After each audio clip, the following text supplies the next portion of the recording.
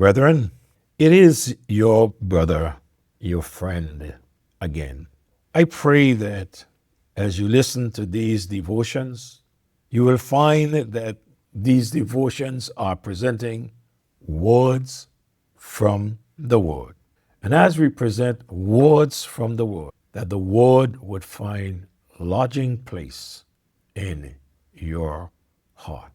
May God bless you as you listen. But before I get into the Word, there is a song entitled God's Refining Fire. Lynch wrote these words, 2 stanzas. He said, O Lord, we pray thy will be done. Our Master, here am I. We pray you will do a mighty work, that to the flesh we die. And when the answer comes to us in form of trial and test, we fail to see your loving hand. Refining fire is best. God's refining fire, God's refining fire. May it purge me now and make of me what you require. O Lord, feed the fire, your refining fire.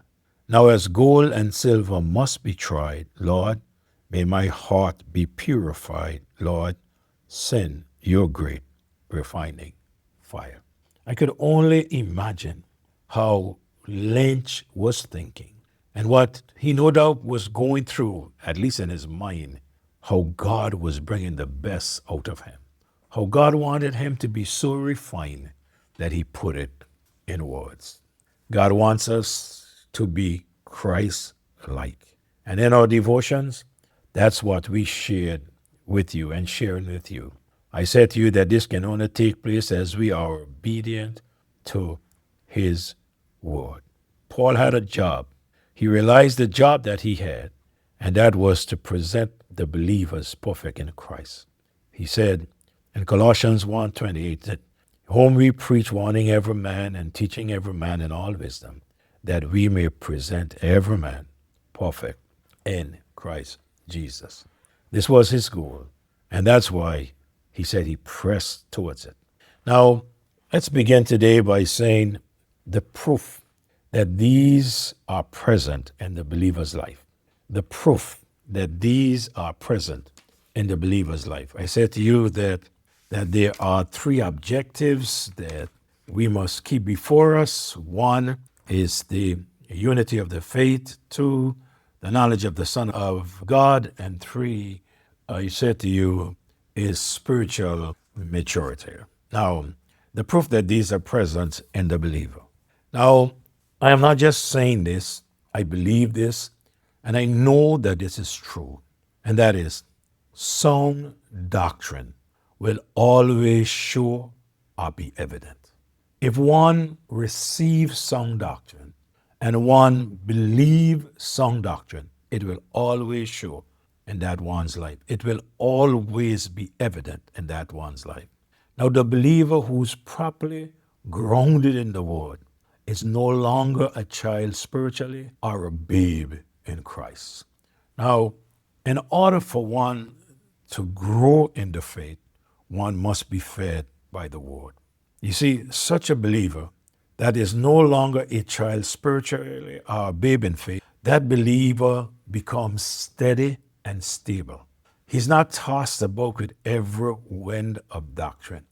He's not tossed about with the sleights of men and cunning craftiness. He or she is not tossed about when they don't have their own way in doing what they want. Why? Because they are grounded spiritually. Such believers are willing to follow, thus saith the Word. And then he knows what he believes and why he believes it. One knows what he believes and one knows why he believes it. Now, many people believe what they believe and they go to Scripture to see if they can find Scripture to back what they believe. Our belief should be based on Scripture. It should be the next way around. What the Scripture teaches should be our belief. Such a person, he knows what he believes and why he believes it. The slick talk cannot move him. You can't trick such a person. He's not easy to be deceived by every word that others say the Bible says. When one is not anchored in Christ's truth, They are subject to every sort of defeat. God warns strongly against this. In Acts chapter 20, verse number 30 and 31, he says, "Also of your own selves shall men arise, speaking perverse things." When he speaks of perverse, he speaks of contrary to the standards of the practice. It is to deviate from righteousness to wickedness. Now, why would one speak perverse things? The writer said, to draw away disciples after them. And then there is a warning. He said, "Wherefore watch. And remember that by the space of 3 years I cease not to warn everyone night and day with tears." The Apostle Paul was so concerned about what will happen after his departure. He said, night and day, he warned them, he taught them day and night, warning them about what will happen. He said to the Roman believers in chapter 16, verse 17 and 18, "Now I beseech you, brethren, mark them." Mark who? Mark them which cause divisions and offenses, contrary to the doctrine which ye have learned, and avoid them. There are some people that we must mark as troublemakers. There are some people that we must avoid, just stay away from. He said, mark them that cause divisions and offenses contrary to the doctrine. He said, "For they which are of such serve not our Lord Jesus Christ, but their own belly, and by good words and fair speeches deceive the hearts of the simple." Boy, I could imagine how Paul felt as a man of God with the responsibility to warn these people. In 2 Corinthians chapter 11, verse 3 and verse number 4, here's what he said. "But I fear, lest by any means as the serpent beguiled Eve through subtlety." That's cunning slyness.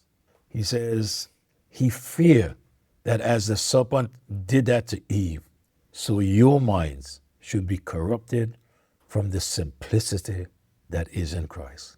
"For if he that cometh preacheth another Jesus, whom we have not preached, or if ye receive another spirit, which ye have not received, or another gospel, which ye have not accepted, ye might well bear with him." Notice what he said to the Galatian believers in chapter 1, verse 6 and 7, and then in chapter 3. "I marvel that ye are so soon moved from him that called you in the grace of Christ unto another gospel, which is not another, but there be some that trouble you and would pervert or distort the gospel of Christ." He said, "I marvel." He said, "I am so amazed that you so easily move away from what is truth to what has tickled the ear." In chapter 3, verse 1, he said, "O foolish Galatians, who had bewitched you that you should not obey the truth, before whose eyes Jesus Christ had been evidence set forth, crucified among you." I will spend some more time and go through the word and just share some more with you in our next devotion. But before I close this, hear what he said to the Colossian believers in chapter 2, verse 4, 5, 6, 7, and 8. He said, "And this I say, lest any man shall beguile you, lest any man shall mislead you, lest any man shall deceive you with enticing words. For though I be absent in the flesh, yet am I with you in the spirit, joying and beholding your order and the steadfastness of your faith in Christ. As ye have therefore received Christ Jesus the Lord, so walk ye in him." How? Rooted and built up in him, and established in the faith, as ye have been taught, abounding therein with thanksgiving. Beware, lest any man spoil you through philosophy and vain deceit. When he speaks of philosophy, he speaks of the pursuit of wisdom through ideologies. Sometimes people, in search of the truth, They go and find all human reasonings and put them together and come up with their philosophy and say that is the truth. He said, beware lest any man spoil you through philosophy and vain deceit, after the traditions of men, after the rudiments of the world. When he said the rudiments, he means the foundational worldly principles apart from God's divine wisdom.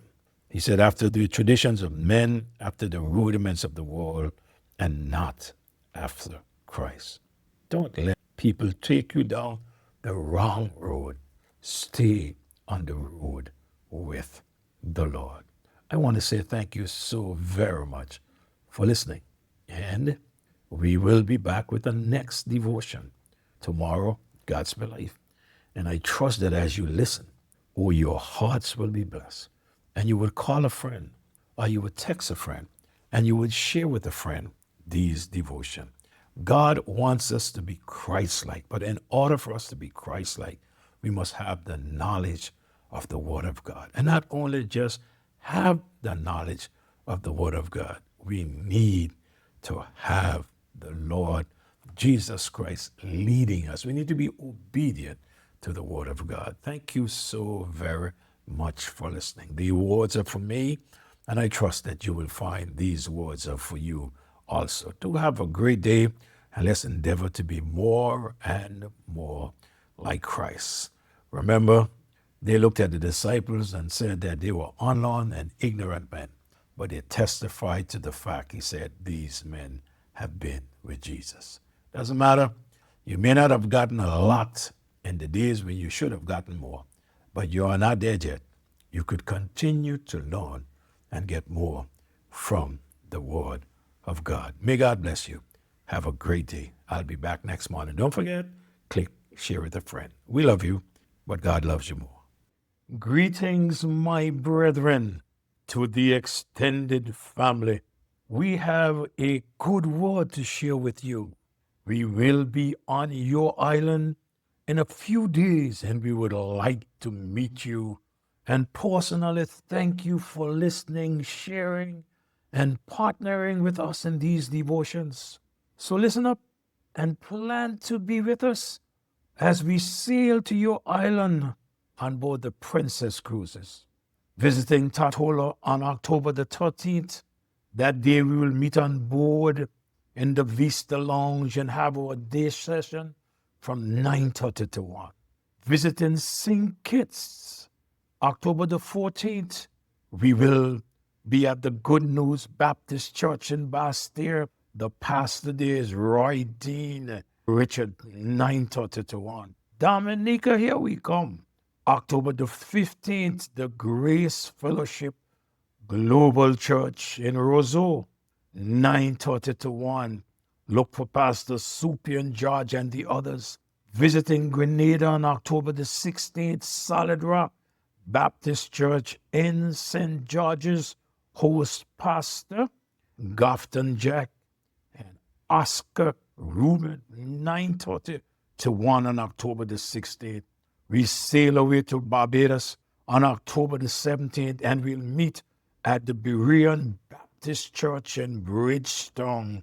Pastor Gons and the other leaders will be there to meet us. Looking forward to meet you. We will meet you in St. Thomas on October the 20th at the Calvary Baptist Church. Pastor Jones is the pastor there, 9:30 to 1. Also visiting the shores of Antigua, St. Lucia, and again Barbados. Wow, what a time of sweet fellowship with the saints. Hope to see you somewhere there as we come by, looking for you to encourage you. Blessings. Can't wait to meet you. See you there. God bless you. Hope to see you soon.